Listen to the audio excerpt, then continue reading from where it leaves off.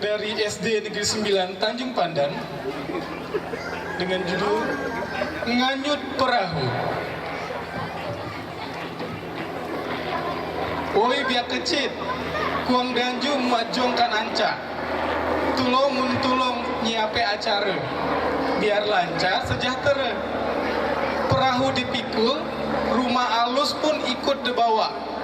Idang tempat nyimpan, hei bahasa orang alus. Idang dianyutkan ke bang laut, sebagai tanda hormat kita kan raja laut. Jong dianyut, ancak pun dianyut. Idang tradisi kita si orang laut. Sama-sama yuk kita gawekan sebagai tradisi adat kita jangan dihilangkan. Tarian ini mempresentasikan kegiatan anak pada suku Sawang dalam membantu masyarakat sekitar menyiapkan jong dan anca dalam prosesi muang jong. Muang jong adalah miniatur kapal kecil yang berisi kesajian, yang artinya sebuah ritual mengarungkan miniatur kapal kecil yang berisi sesajian ke tengah laut sebagai wujud rasa bersyukur dan keselamatan dalam mengarungi lautan laut. Was. Selamat menyaksikan.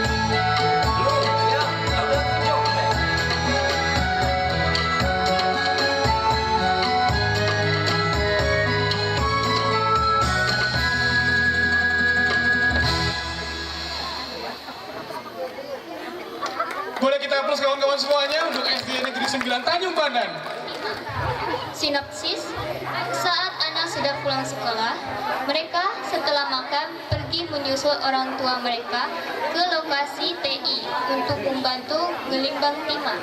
Di sela-sela ngelimbang mereka juga bercanda sambil bermain seperti layaknya anak-anak yang selalu dalam kesehariannya ingin bermain dengan penuh ceria dan rasa bahagia menikmati masanya. Video 3 agar mempersiapkan di belakang panggung. Selamat menyaksikan.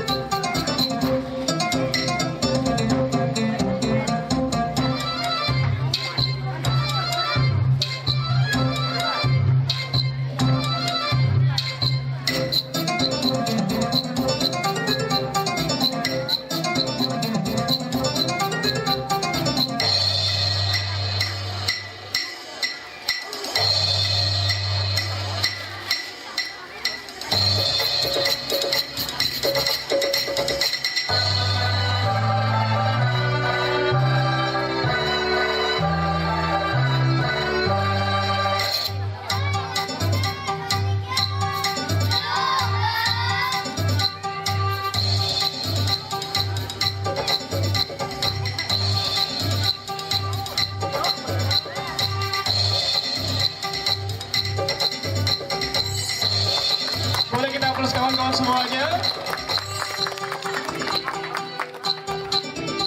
Bantu orang tuanya pada saat di rumah.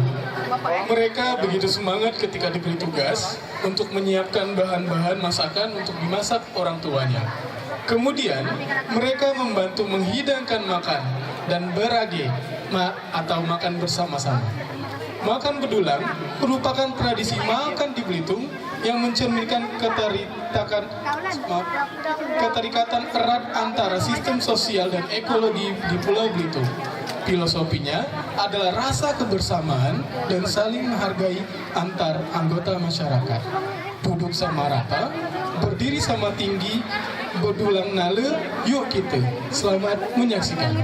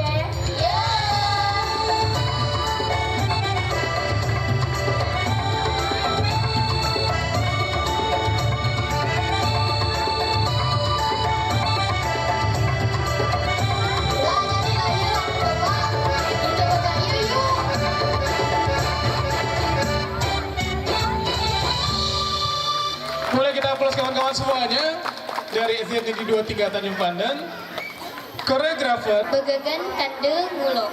Tarian ini terinspirasi dari salah satu peninggalan bersejarah di Museum Belitung, yaitu mantel Cina.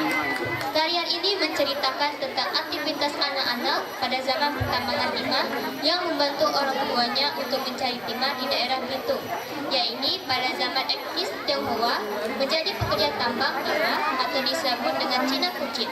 Mantel Cina ini terbuat dari ijuk dan digunakan oleh pekerja tambang asal Cina untuk melindungi tubuh dari sengatan sinar matahari.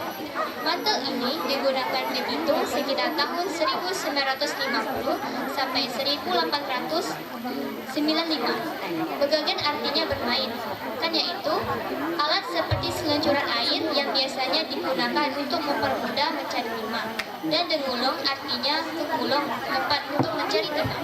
Dalam tarian ini mengambil tipe tarian studi dramatik serta sikap yang riang dan lincah.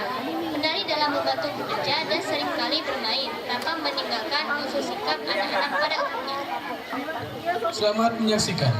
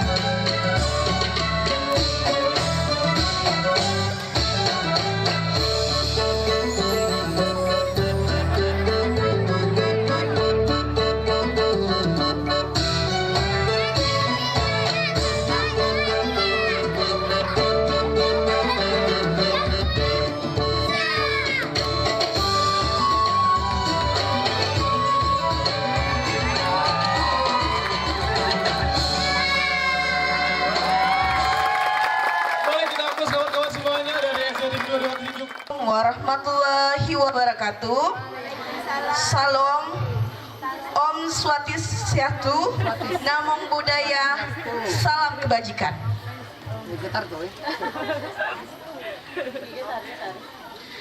Baiklah, hari ini kita akan mengumumkan hasil dari lomba Gabiar Museum Tanjung Pandan, lomba seni tari. Sebelum kita mengumumkan, tim Dewan Juri mengumumkan, kita ada catatan. Yang pertama, memahami juknis. Dalam mengikuti lomba, para peserta termasuk pembina atau guru, pendamping atau pelatih sebaiknya membaca dan memahami petunjuk juknis yang telah ditetapkan serta dibagikan panitia. Setelah ditetapkan serta dibagikan panitia, hal ini sangat penting agar para peserta memahami syarat, tema, durasi, teknis lomba hingga kreativitas. Saran, proses berkarya itu sangat penting. Jadi ada pepatah, usaha itu tidak pernah mengkhianati hasil. Jadi proses itu dalam berkesenian itu sangat penting. Jadi durasi prosesnya akan terlihat dengan penampilan yang disajikan. Dari tingkat SD se-Kabupaten Belitung tahun 2022 sebagaimana tercantum dalam lampiran keputusan ini, pemenang terbaik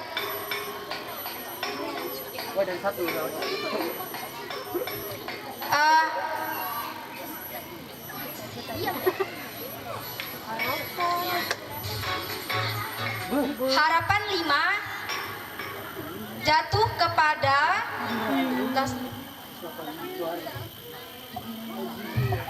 dengan jumlah nilai 222.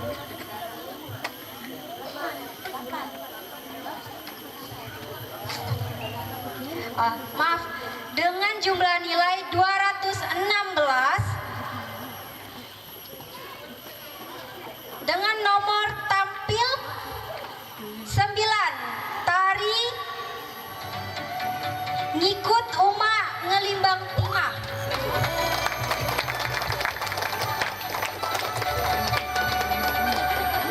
Harapan 4 dengan jumlah nilai 220, nomor tampil 8, tari ngayut perahu.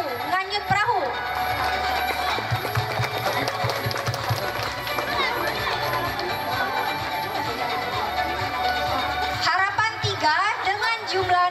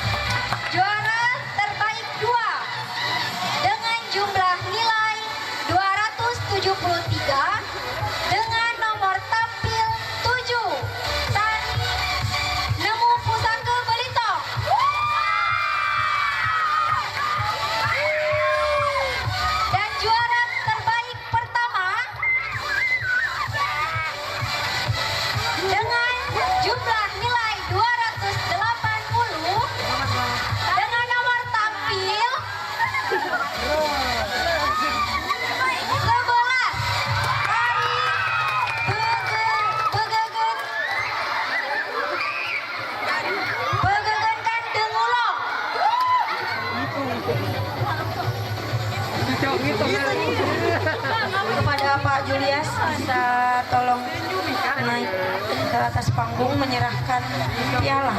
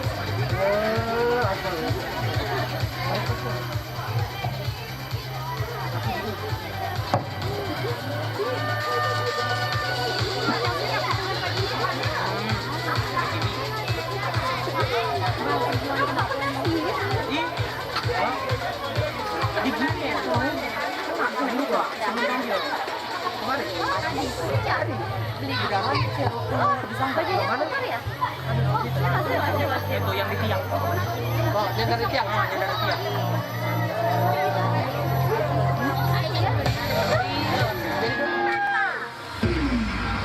Lambai tangan dah. Dari sini. Dari sini. Lihat kamera, lihat kamera. Senyum, senyum. Assalamualaikum warahmatullahi wabarakatuh. Waalaikumsalam warahmatullahi. Yang saya hormati Bapak Julius Sutanto selaku PLT UPT Museum Tanjung Pandan, Dan saya hormati para dewan juri, serta tamu hadirin yang pada kesempatan hari ini, siswa dan guru. satu hijau untuk mempersiapkan diri.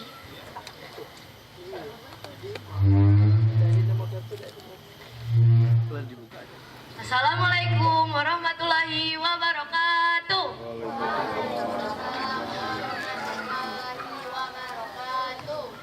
Dewan juri yang saya hormati, terima kasih atas kesempatan yang diberikan kepada saya. Nama saya Eka Priani dari SMP Negeri 2 Tanjung Pandan. Pada kesempatan ini, saya akan bercerita tentang alat menangkap ikan secara tradisional. Tapi sebelum saya akan bercerita, saya akan berpantun terlebih dahulu. Mungkin bapak-bapak, ibu-ibu sudah pernah mendengar pantun yang akan saya sampaikan. Tapi mungkin anak-anak zaman now belum pernah mendengar pantun yang akan saya sampaikan. Mau dengar tidak? Mau. Dengar ya. Ya. Sang bubu tekala kena siang, munda meri aku ku antok ke tiang. Kawan-kawan, tahu ke nama alat kedua ini yang di depan saya? Ini namanya bubu. Yang satunya lagi namanya tengkalak. Bubu, kawan-kawan tahu ke gunanya untuk apa? Bubu adalah salah satu alat untuk menangkap ikan secara tradisional. Bubu dibuat dari tanaman resam. Bahasa Latinnya Giancenia linearis, yang sejenis tanaman paku. Tanaman resam ini dijalini dengan akar iding-iding. Namun tanaman resam sudah sulit didapatkan karena hutan di Belitung sudah mulai menipis karena banyak orang yang membangun kebun sawit dan tambang timah. Oleh sebab itulah bubu ini dimodifikasi oleh pembuatnya. Ada yang buat dari bambu, rotan, atau kawat. Zaman dahulu, orang mengenal bubu dengan bentuk seperti ini, bulat, panjang. Bubu ini memiliki salah satu masuk yang disebut injap. Ini kalau ikan sudah masuk ke dalam injap, ikannya tidak dapat lagi keluar. Demi Bapak, sekarang Bapak-bapak, ibu-ibu sudah tahu kan apa itu bubu? Sekarang saya akan bercerita tentang tekalak. Tekalak, bapak-bapak, ibu-ibu sudah tahu ke tekalak ini untuk apa? Tekalak ini sama juga dengan bubu untuk menangkap ikan secara tradisional. Tekalak dibuat dari bambu mensak. Tekalak ini tidak memiliki injap seperti bubu. Tapi tekalak memiliki duri yang disebut kurit. Oleh karena itulah kalau ikan sudah masuk ke dalam, ikan tidak bisa lagi keluar karena sudah kena duri yang disebut kurit. Duri kurit ini dipasang menghadap ke ujung tekalak. Sekarang kawan-kawan sudah tahu kan apa itu bubu dan tekalak? Semoga kawan-kawan tidak kelupaan lagi dengan bubu dan tekalak. Sebelum saya tutup, saya akan berpantun terlebih dahulu. Siang hari makan kuaci, makan bareng Ibu Asi. Cukup sekian acara hari ini. Saya tutupi banyak terima kasih. Wabillahi taufiq wal hidayah. Wassalamualaikum warahmatullahi wabarakatuh. SMP Negeri 1 Sijuk dengan nomor urut 5. Untuk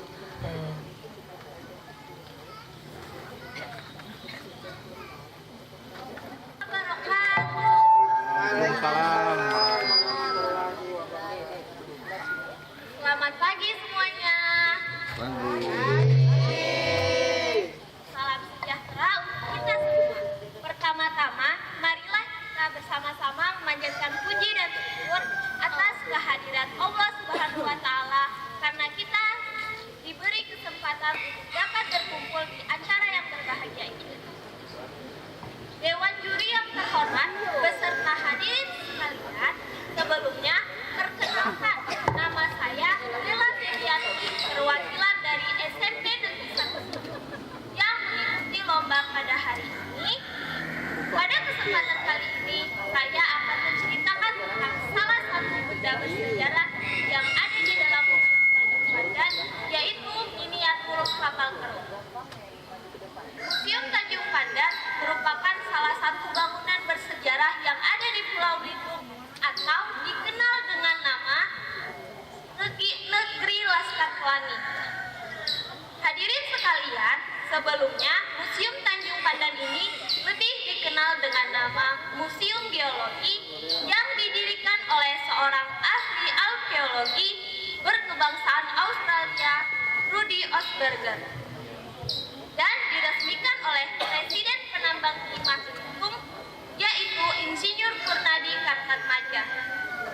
Di dalam gedung Museum Tanjung Pandan terbagi menjadi beberapa ruangan yang masing-masingnya memiliki benda-benda bersejarah.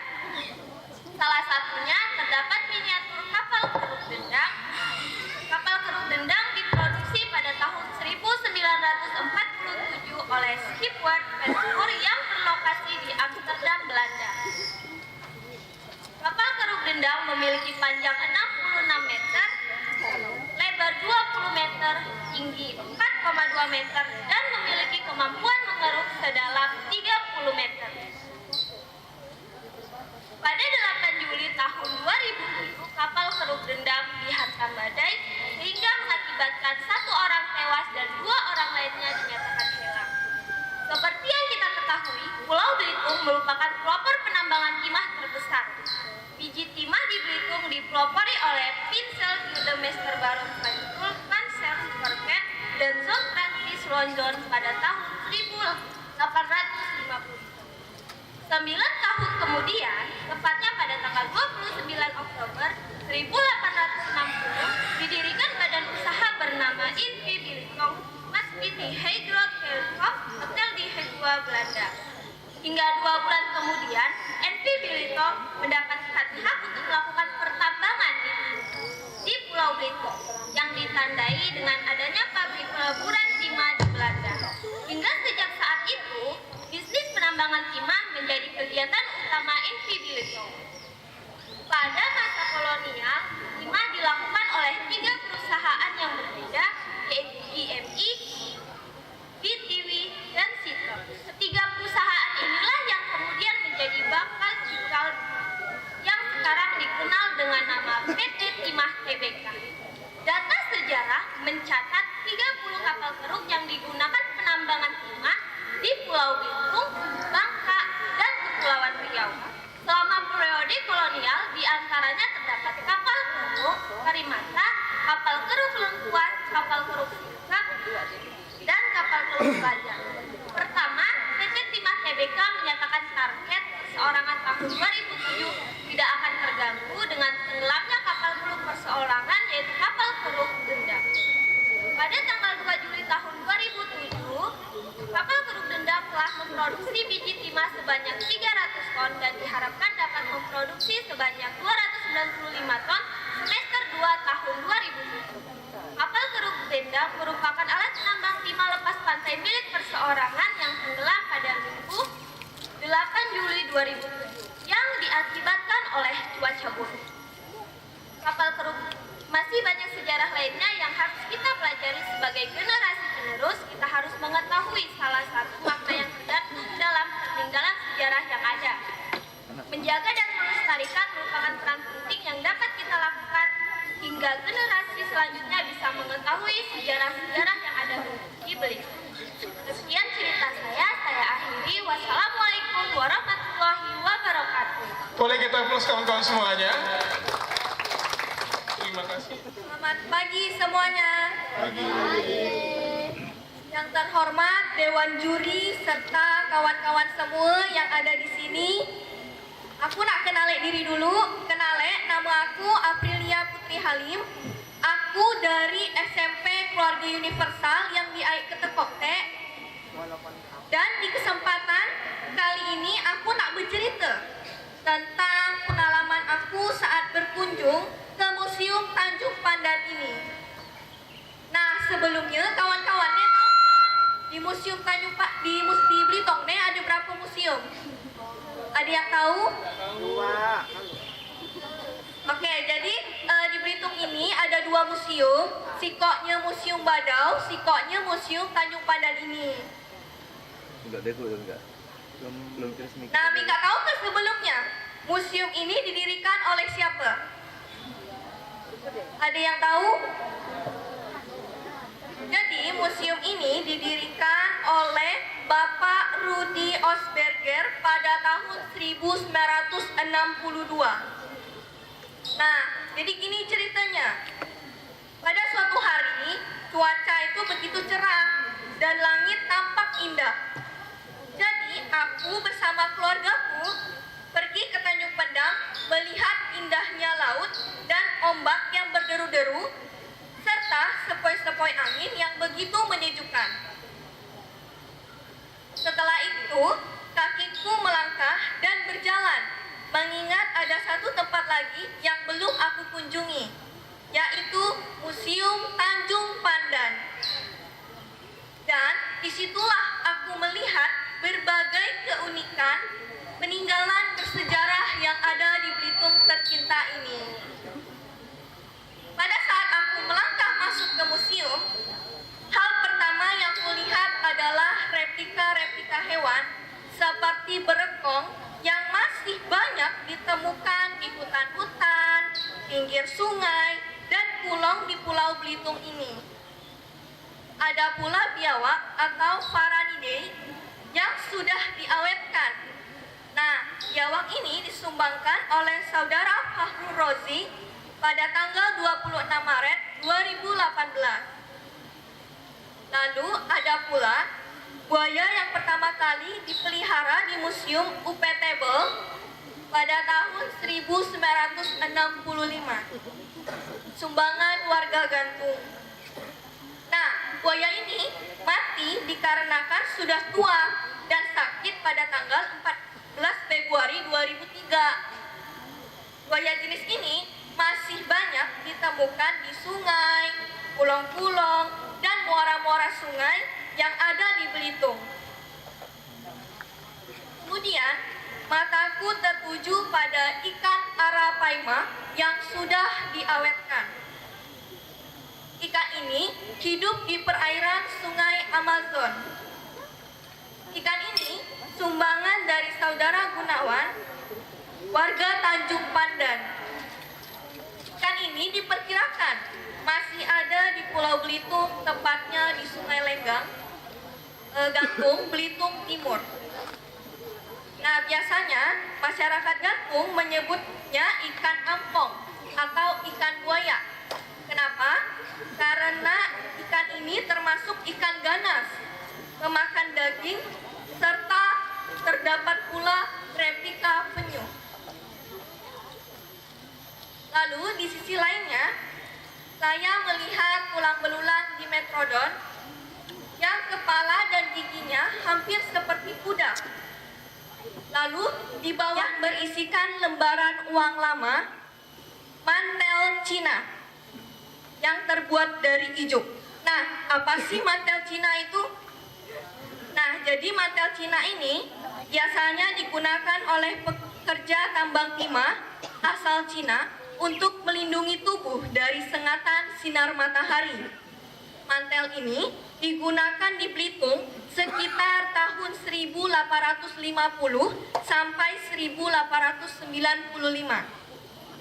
Selain itu, terdapat tipak, duplikat puncak Masjid Ludai, keranjang-keranjang yang biasa digunakan oleh nelayan untuk menangkap ikan, maket tambang biji timah primer tahun 1857 sampai 1942, serta foto-foto wakil di tengah-tengah kepala chef pada saat peresmian tugu peringatan yang terbuat dari granit untuk para pioner pada tanggal 28 Juni 1926.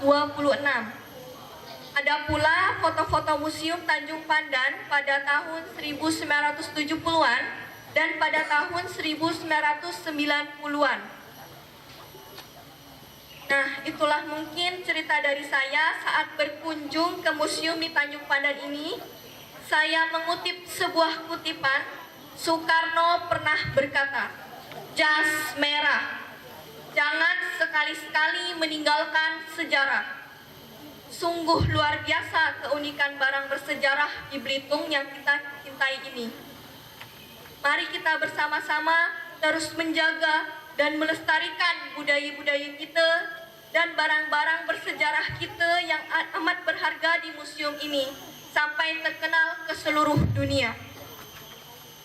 Mari kita buktikan bahwa Belitung juga punya keunikan tersendiri dan jadilah generasi emas yang tak pernah lupa akan sejarah dan terus dijaga. Mungkin itu saja dari saya. Saya mohon maaf yang sebesar-besarnya apabila ada salah-salah kata.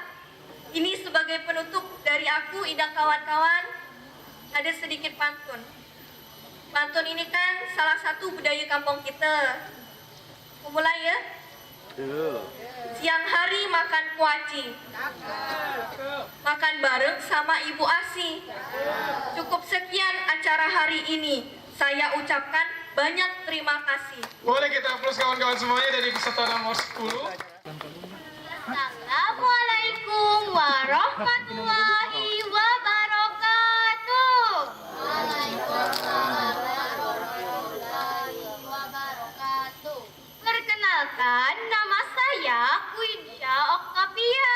Saya berasal dari SMP Negeri 3 Badau.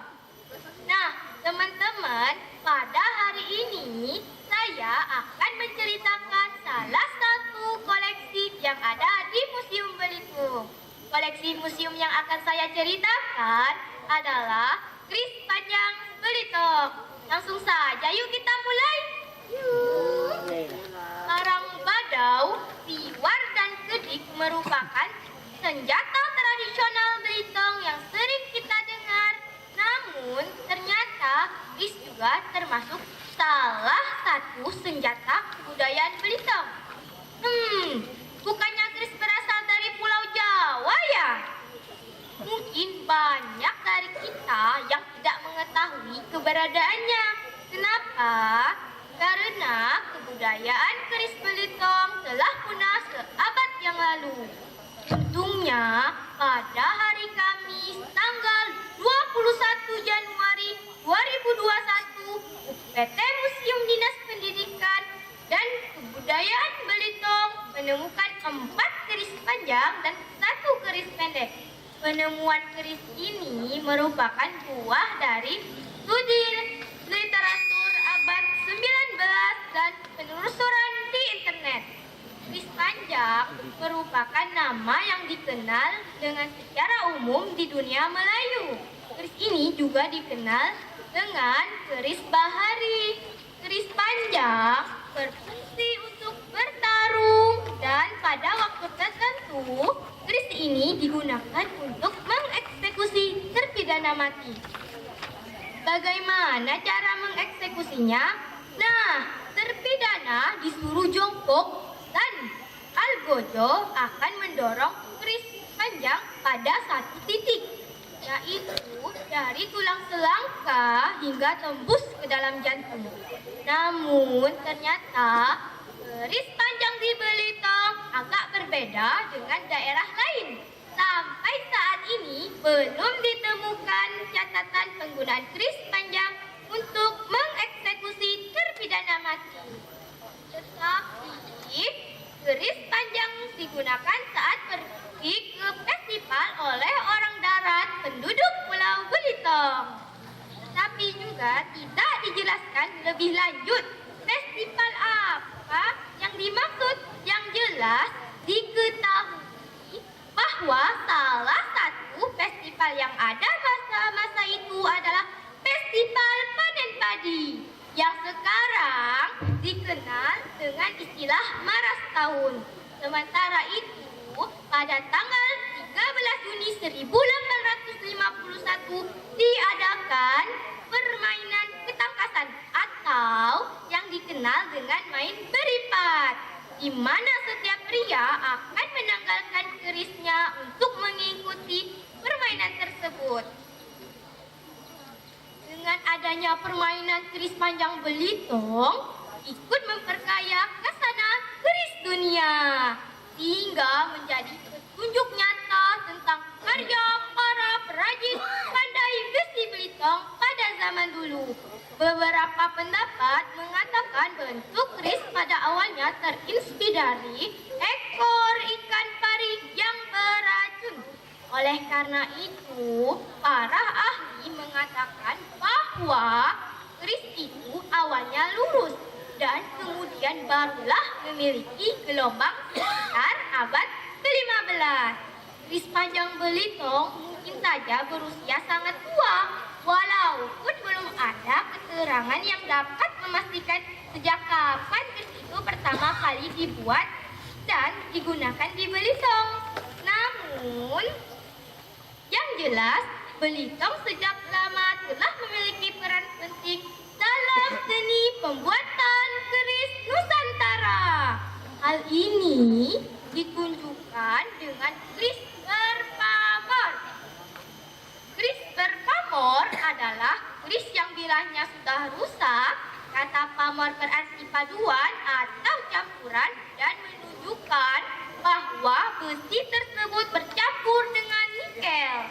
Walaupun terdapat campuran, besi tetaplah sebagai bahan utama dalam pembuatan keris, sehingga perlunya besi yang baik. Karang kijang merupakan salah satu jenis besi yang baik. Selain itu, bahan yang umum digunakan untuk membuat keris adalah besi balikung, besi purasani, dan besi paduang sebagai ganti pamor. Karang kijang dan besi balikung adalah dua jenis besi yang terdapat di Pulau Belitung. Nah, itu cerita dari keris panjang Belitung. Dengan ditemukannya keris ini, dapat diketahui bahwa Belitung sejak dahulu sudah menjadi pandai besi Semoga kita sebagai generasi milenial lebih peduli lagi dengan kebudayaan serta sejarah yang ada di pulau tercinta kita, yakni Pulau Belitung. Saya Quincy Octavia dari SMP Negeri 3 Badau mengucapkan terima kasih dan wassalamualaikum warahmatullahi wabarakatuh. Boleh kita tepuk tangan kawan-kawan semuanya untuk peserta dari kelompok 11.